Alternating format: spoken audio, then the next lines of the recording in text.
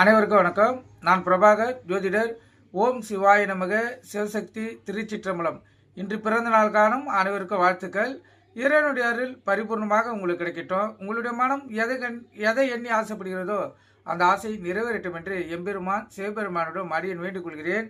இப்போ நான் என்ன சொல்ல போகிறேன்னா, ஒரு ஜாதகர் கல்வி அறிவு இருந்தாலும் இல்லைனாலும் தன்னுடைய வாய்த்திறனால் பிழைத்துக்கொள்ள அமைப்பு அவருக்கு உண்டு. அந்த ஜாதக அமைப்பை சொல்கிற கருத்தில் கொள்ளுங்க. அவர் சிறந்து படிக்கலாம், இல்லை படிக்காமல் போகலாம். கட்டத்தில் அமைப்புக்கு உண்டு.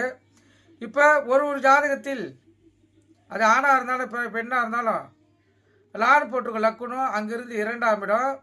அந்த 2ஆம் இடத்து அதிபதி கேந்திரத்தில் இருந்தாலும் அல்லது உச்ச வீட்டில் இருந்தாலும் அல்லது 2 கூடியவர் சுக்கிரனுடன் புதனுடன் கூடி உச்ச வீட்டில் இருந்தாலும் அந்த ஜாதகர் வாய்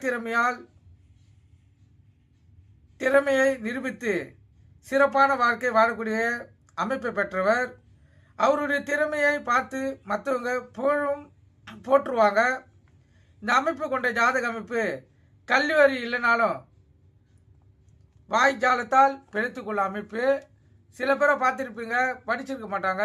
ஆனால் அந்த வாயினாலேயே அவங்க தங்களை தற்காத்து கொள்வாங்க. அந்த ஜாதக அமைப்பு தான் அது. கருத்து கொண்டு பயன்பெறுங்க. நன்றி, வணக்கம். வாழ்க வளமுடன்.